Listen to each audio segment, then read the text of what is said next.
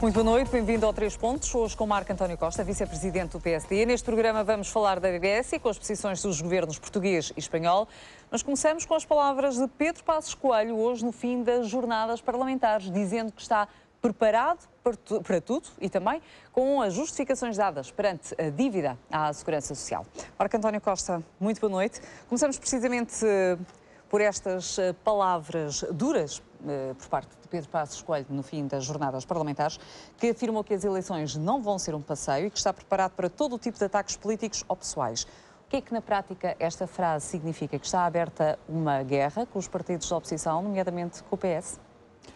Boa noite, Cristina. Boa noite, senhores telespectadores. Não, significa que é uma constatação de facto que, a partir do momento que os sinais positivos da recuperação do país começam a afirmar e que, simultaneamente, o maior partido da oposição não consegue crescer nas sondagens, tem dificuldades efetivas de afirmação e que muita da expectativa exagerada que foi criada na nova liderança que então decorreu da eleição do Dr. António Costa se está a agorar e que há um sentimento, enfim, público, que vários socialistas têm manifestado de desilusão, que simultaneamente, como que por artes mágicas, começam a aparecer temas que estavam supostamente guardados em qualquer baú de recordações de alguém e que visam afetar e descredibilizar a imagem pessoal do Primeiro-Ministro. Esse alguém que tinha esses documentos num baú seria quem? Eu gostava de dizer isto e gostava também de dizer que estas minhas palavras não constituem uma insinuação contra nenhum partido político. Nem considero que esteja aberto a uma guerra. É natural os partidos políticos da oposição pedirem esclarecimentos sobre temas que são temas que têm a ver com, apesar de ser da vida pessoal do Sr. Primeiro-Ministro, têm a ver com atos que envolvem o Estado. Sim. E, portanto, é natural que façam as perguntas. Essa não é a questão. A questão é a forma como está a ser gerido, com uma certa precisão militar, toda a forma como estes temas estão a ser colocados numa roleta de... O tempo em que aparecem? O tempo, a circunstância, a procura de desgastar lentamente a imagem pessoal do Primeiro-Ministro. E eu julgo que ele hoje, aquilo que fez foi simplesmente, perante o grupo parlamentar, dar conhecimento e dar a informação que tem consciência que este tipo de situações continuará num futuro próximo. Isso provavelmente, quer dizer que antevê situações similares? Que provavelmente terá outros episódios. Ele referiu que, enfim, que não é perfeito, tem as suas imperfeições, mas que apesar das suas imperfeições não ficou a dever nada ao Estado e que ao longo da sua vida cumpriu sempre as suas obrigações fundamentais como cidadão. Mas que tipo de episódios é que poderão vir aí? Eu percebi, pela explicação que foi dada no discurso, é uma questão de repristinarem o discurso, que haveria matérias que se prendiam com o seu percurso fiscal, porque o Sr. Primeiro-Ministro referiu, entre outras coisas, a circunstância de ter havido várias violações que foram noticiadas ao sigilo fiscal do Primeiro-Ministro, violações essas supostamente por acesso indevido a alguns funcionários do Fisco a informações de vários cidadãos, entre eles as notícias que saíram a público diziam que estavam políticos, empresários, cidadãos, enfim, mas para antever episódios sem relevância pública. Significará que há episódios, há situações menos claras no percurso contributivo do Primeiro-Ministro? Não, eu julgo que o Sr. Primeiro-Ministro hoje deixou muito claro que está muito tranquilo, que está com uma enorme serenidade e que enfrenta todas estas situações com a consciência muito tranquila. Então, mas porquê jogar na antecipação se este foi um ato isolado? Pois o problema é que não é um ato isolado. O problema é que nós começamos a ter mas aqui houve uma falha. Aqui houve uma falha. Podemos falar sobre essa matéria depois com todo detalhe. Não houve falha nenhuma, eu posso explicar isso depois com todo detalhe. A percepção que nós temos é que, de facto, há como que uma circunstância anormal de surgimento destes episódios. O Sr. Primeiro-Ministro disse no seu discurso que um dos e-mails que recebeu o gabinete dele a pedir esclarecimentos, referia que há vários anos que havia informação na posse de um senhor jornalista que agora via a oportunidade adequada. Ora, todos nós percebemos, estamos em ano eleitoral, estamos a 6 meses de eleições. Não, eu não estou a fazer nenhum juízo de valor. Sim, mas há um ato estou só a constatar e poderá factos. haver alguém então por trás. Não sei, isso não lhe sei dizer. Não, mas é feita uma insinuação. Há uma insinuação. Não há uma insinuação. Há uma preparação. Há indícios de... Há uma preparação dos responsáveis políticos do partido, dos deputados do partido, para não se deixarem impressionar por estes factos, em primeiro lugar, e há uma afirmação de tranquilidade do Primeiro-Ministro relativamente à circunstância de dizer que, não sendo cidadão perfeito, porque tem seguramente lapsos e algumas questões, mas que nunca ficou a dever nada ao Estado, nem nunca utilizou a função de Primeiro-Ministro para praticar nenhum ato que de alguma forma fosse considerado um ato que prejudicava o interesse público. Aliás, ele disse que se guiava sempre pelo interesse público. Ele ao ter dito que nunca usou o lugar de Primeiro-Ministro para ocultar, disfarçar ou esconder, evitar qualquer tratamento exatamente igual ao que qualquer outro cidadão teria, nem para enriquecer, para prestar favores ou para viver fora das suas possibilidades, isto está-se a referir exatamente a quem?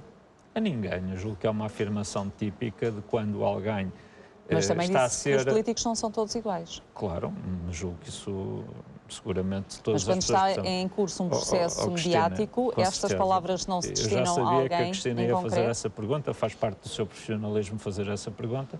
Eu gostaria de lhe dizer que aquilo que o Sr. Primeiro-Ministro fez foi uma afirmação de princípio genérica sobre aquela que é a sua conduta e o seu comportamento, que toda a gente lhe reconhece e que, acima de tudo, é uma afirmação que, por norma, é feita por pessoas que querem deixar claro que nunca, no exercício das suas funções, cometeram nenhuma atitude que pusesse em causa o interesse público, que se aproveitassem da função para ter um tratamento de exceção, ou então que utilizassem a função para obter para si ou para alguém qualquer benefício que e viver fosse acima ilegal. das possibilidades. Isto não serve como uma luva em relação a processos que ainda estão em inquérito? Tem que ver isso ao contrário. Como sabe, não tem, e sabe que o PSD quando há presunção é de muito inocência. rigoroso. Se calhar, para espanto de muitas pessoas no PS, que não teriam, porventura, o mesmo tipo de comportamento, se calhar no lugar do PSD, mas o PSD foi muito rigoroso e teve uma atitude de muita contenção relativamente a esses assuntos. Nós deixámos à Justiça os assuntos da Justiça e só comentamos temas políticos. Eu fui a primeira pessoa a falar em nome do partido relativamente a esse tema que a Cristina está a suscitar, que é a questão do Sr. ex-primeiro-ministro Engenheiro José Sócrates e todo o processo em que está envolvido. Eu deixei muito claro que não faríamos comentários políticos. O Sr. Primeiro-Ministro não rompeu essa regra. Não. Ele fez uma afirmação de princípio geral. Ele tem que se defender face aos ataques que está a ser alvo. Agora, não se pode defender calado, porque qualquer dia ele não pode dizer nada em sua defesa. Não, ele fez uma afirmação geral, os portugueses conhecem bem a sua personalidade e fê-lo, porque há uma certa exploração até jornalística pela circunstância dele viver em Massamá, de ter sido uma pessoa que não alterou o seu estilo de vida, de manter o mesmo estilo de vida que manteve desde sempre, não alterou os sítios onde faz férias todos os anos, continua a fazer férias nos mesmos sítios, e ele referiu isso na sua intervenção. Mas, quando falava do tipo de abordagem... Isto é, há um cidadão que não mudou a sua conduta por ser Primeiro-Ministro, e ele o que disse foi, não mudei a minha conduta nem o meu estilo de vida, e depois de ser Primeiro-Ministro manterei a mesma conduta e o mesmo estilo de vida. Falou do comportamento do Partido Social Democrata, comparando com o do PS, mas relembro que ainda ontem estava a circular um recorte de jornal que dizia respeito a António Costa, nomeadamente uma situação fiscal que foi desmentida na altura, em 2000, mas que agora foi reavivada e que foi colocada, ao que se sabe, a circular através da net por elementos próximos do Primeiro-Ministro, ou não?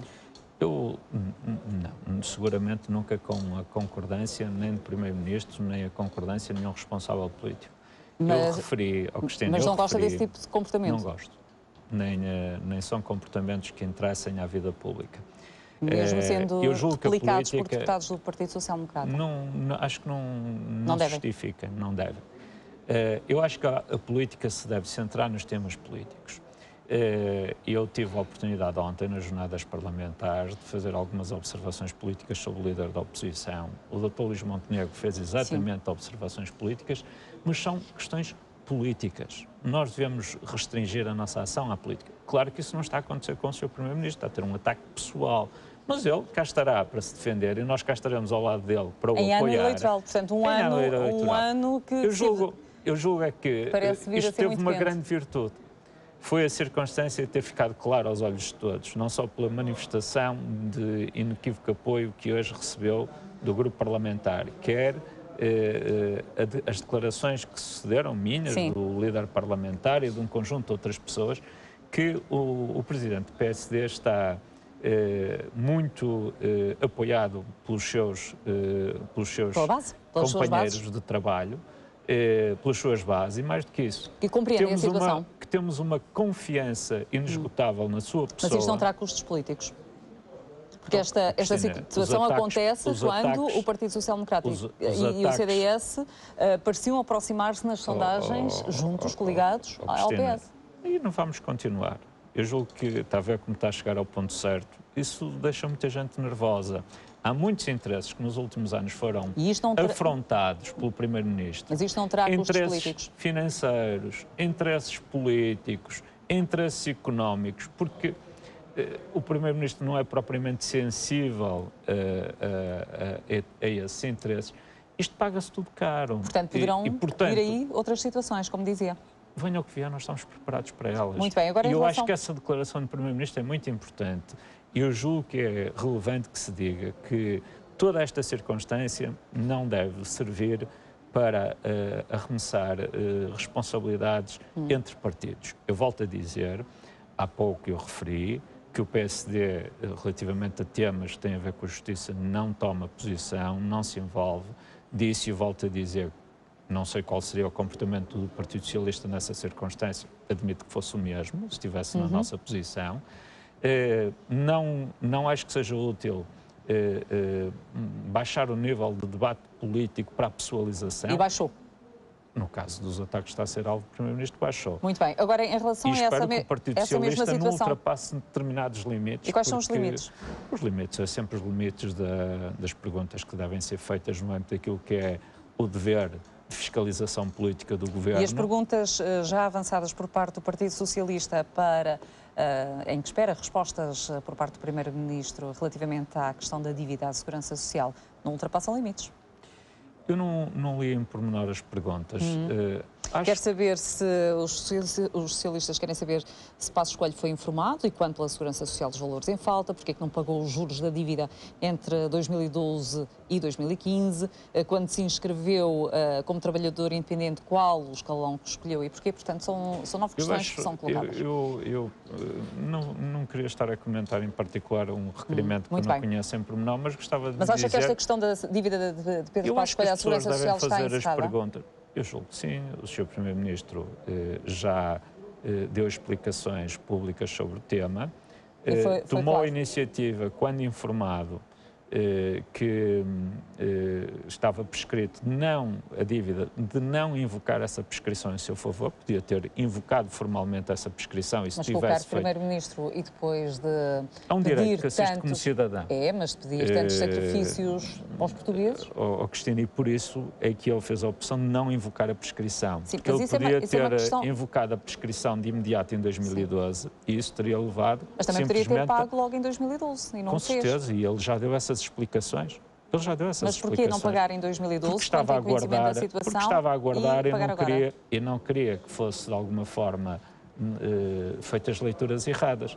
E repare que ele pagou agora. Mas agora acabaram por ser feitas, de acordo com o que diz, leituras erradas ou não? Serão sempre feitas. Então, quem ganhou? Este é um tema em que se é preso por ter cão e se é preso por não ter cão. E, portanto...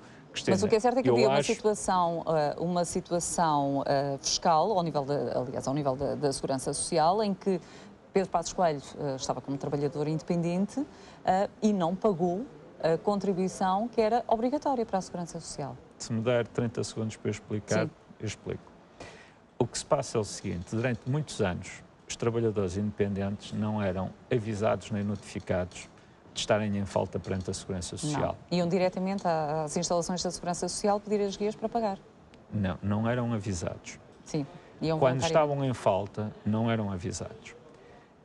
E, portanto, o que é que aconteceu? Só a partir de 2006 é que começou a ser construída uma base de dados nacional, ou melhor, que ficou concluída uma base de dados nacional, isso foi em 2004, ainda com o governo do Dr. Durão Barroso, que tornou possível essa base de dados nacional iniciar-se um processo de notificações. Eu posso lhe dar, eu tenho isso de memória, eu estive aqui a tomar umas notas. Mas eram notificações mensais, porque o pagamento tem que ser mensal. Não, está a ver, não havia notificações. Não havia. As notificações eram feitas quando a segurança já estava numa fase posterior de contencioso, não era? Permitir que eu explique, eu procurarei, enfim, julgo que tenho alguma informação sobre isto, posso ajudar, que é, até 2006, as pessoas não eram notificadas, nem eram avisadas, estavam em falta perante a Segurança Social. Porquê? Porque os registros que haviam eram distritalizados, era distrito a distrito, não havia uma base de dados nacional. Sim. Foi feito um investimento em sistema informático e na construção de uma base de dados nacional. Foi o anterior governo, na altura, salvo erro, era o Dr. Pedro Marques, o secretário de Estado da Segurança Social, que construiu uma base de dados nacional que ficou concluída em 2006 e que permitiu que, pela primeira vez, fosse feita em 2007 notificações a cerca de 107 mil trabalhadores independentes relativamente a um período que mediava entre 2000, salvo erro, e 2004. Estavam em falta. Que estavam em falta esses trabalhadores. Ora, não do mês, mas já de um bolo. Mas deixe-me explicar. 107 mil pessoas. Segundo consta dos registros da data, e julgo que a comunicação social consultada dessa altura poderá ser vista, essa notificação foi feita por carta simples e, portanto, a Cristina é jurista, não vale. Há provas que foi feita essa notificação. Sim. As pessoas, houve muitos milhares de protestos e de reclamações junto à Segurança Social e foi entendido na altura pela Segurança Social, dada os protestos que existiram, não fazer a participação dessa dívida para efeitos de execução, para efeitos de cobrança. Recebeu essa carta simples? Não, nunca. A primeira vez que ele tomou conhecimento foi extraviada da dívida. Não, nunca quer dizer, recebeu. nem se sabe se foi enviada. Ele nunca recebeu. Porque uma pessoa, só para esclarecer aqui uma situação. Mas deixe-me só terminar, Cristina, senão não vou conseguir explicar. Em 2007, a Segurança Social tomou a decisão de não participar essa dívida das pessoas, foram os 107 mil que foram notificados, para cobrança coerciva. Em 2008, houve novas notificações, mas também não houve participação para cobrança coerciva. Só a partir de 2011 é que a Segurança Social começou a fazer essa cobrança coerciva centralizada. E a partir de 2011 entrou também em vigor, ainda com o governo anterior, este processo ainda foi começado pelo governo anterior. Eu estou a dizer isto só por factualizar as coisas, porque foi em março, foi em abril, em maio e junho que foi feita essas notificações e depois houve mais notificações em 2012, em 2013 e 2014 e agora continua a haver, é um processo. Nomeadamente, esta explicação visa tornar claro três coisas. Primeiro, não havia uma prática da Segurança Social notificar e avisar as pessoas que estavam em dívida. Segundo, só começou a ter uma atuação de tentar cobrar coercivamente essa dívida a partir já de agora, muito recentemente. Terceiro, nesta circunstância, o que estamos aqui a discutir é que houve uma prescrição da dívida em causa. E que qualquer cidadão na mesma situação de Primeiro-Ministro poderia fazer uma coisa muito simples. Mandar uma cartinha para a Segurança... Mas não contava para o tempo de reforma. Deixe-me só dizer, mandava uma cartinha para a Segurança Social e dizia essa dívida está prescrita e, portanto, quero que seja anulada. E era anulada. Mas Ou pode fazer uma outra coisa, que é dizer, olha, a todo o tempo, pode dizer, eu quero pagar voluntariamente a dívida. Para contagem de efeitos de reforma. E, portanto, mas, Marco António Costa, fazia-se pagamento. A dúvida que aqui suscita é esta, é que o próprio Primeiro-Ministro disse que não tinha consciência da obrigatoriedade do pagamento desta contribuição para a Segurança Social. E aquilo que as pessoas se questionam é... se a maioria das pessoas, estamos a falar num universo de cerca de 700 mil pessoas que estariam na mesma situação do Primeiro-Ministro, portanto, trabalhadores independentes, se cerca de 600 mil sabiam o que estava consagrado na lei, como é que é alegado aqui o desconhecimento da lei? E a outra questão é, foi ou não comunicada a alteração da situação contributiva aos serviços da Segurança Social? Porque passou de uma situação em que era trabalhador dependente na Assembleia da República para a categoria B, independente. Se for em simultâneo, havia isenção. Certo. Deixe-me sendo independente, era obrigatória a contribuição da Segurança Social. Como sabe, essa afirmação é enquadrada naquilo que é a circunstância de haver um trabalhador que está a trabalhar por conta de outra e nessa circunstância está isento de pode estar nas duas. Quando passa para a situação de não estar a trabalhar por conta de outra, passa a ter essa obrigação. Eu julgo que a afirmação do Primeiro-Ministro que disse que não tinha consciência que era obrigatório esse pagamento tem a ver com esta circunstância. Ele alternou entre uma situação em que era TCO, trabalhador por conta de outra, e para uma situação em que era também TI, sim, para uma situação em que passou a ser só TI. Portanto, esta é a primeira questão. Em segundo lugar, mas eu julgo o desconhecimento da lei, quando a lei foi aprovada, quando era deputado. Eu julgo que o que está aqui em causa é tentar-se criar uma ideia falsa de que alguém procurou habilidosamente esconder-se da máquina do Estado para fugir à responsabilidade de pagar. Não sabia, o que é certo é que pagou. À responsabilidade de pagar. Em segundo lugar, que o fez para obter uma prescrição. Ora, o que está aqui em causa é exatamente o contrário. Mas isto a pessoa não foi notificada, não foi avisada, não se preocupe. Não foi avisada e pior do que isso, as pessoas nestas circunstâncias iam para as filas pagar mensalmente. Cristina, certo, mas se quiser explicar a Cristina, não, já vi que... Estou-lhe a perguntar. Eu estou-lhe a tentar explicar, se a Cristina me deixar, eu acho que podemos fazer aqui. Eu posso também fazer de entrevistador, tenho muito gosto nisso, sei fazer bem isso também. Não.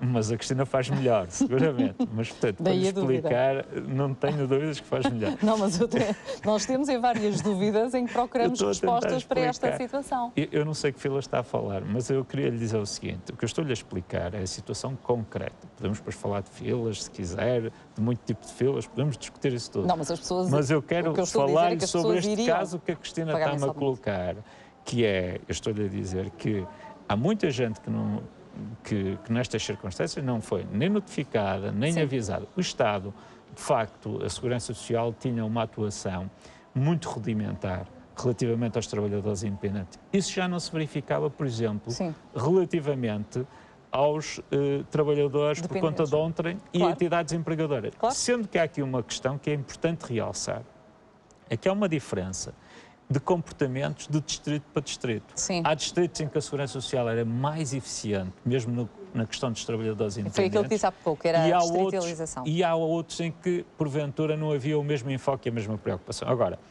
o que eu julgo que tem que ficar claro aos portugueses é assim: o Primeiro-Ministro poderia ter invocado uma prescrição... E não o fez. E não o fez. E pagou voluntariamente...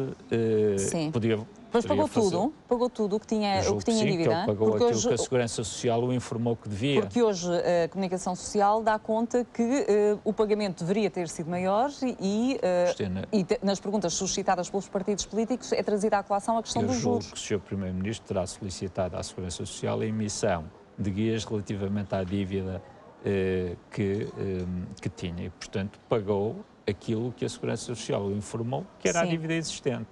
Agora, não posso especular, podemos especular, portanto, julgo que o tempo nos vai permitir isso. Na sua opinião, portanto, foi vítima de erros da própria administração. Não houve uma evasão contributiva? Não houve uma evasão contributiva, isso seguramente. Em segundo lugar, a circunstância que nós estamos a falar é num tempo há muitos anos atrás, num tempo em que a Segurança Social, como eu disse, só a partir de 2006 é que começou a ter instrumentos centralizados para fazer esse trabalho, mas só a partir de 2011 é que começou efetivamente a poder fazer esse trabalho de forma mais eficaz para não só obter o pagamento, voluntariamente quem tinha que pagar e coercivamente quem não pagava. Marco António Costa, infelizmente não temos tempo para falar da Grécia, ficará certamente para a semana. É uma pena, porque tem sido tão interessante a verificar a evolução que a Grécia tem tido depois daquilo que eu disse da primeira vez que falámos sobre a Da Grécia. eventualidade de um resgate. O tempo está-me a dar razão, infelizmente. Acha mesmo que vai haver um resgate? Não sei, fala-se disso. Pelo menos o ministro espanhol Mas o tempo avançou. resolverá esta nossa dúvida.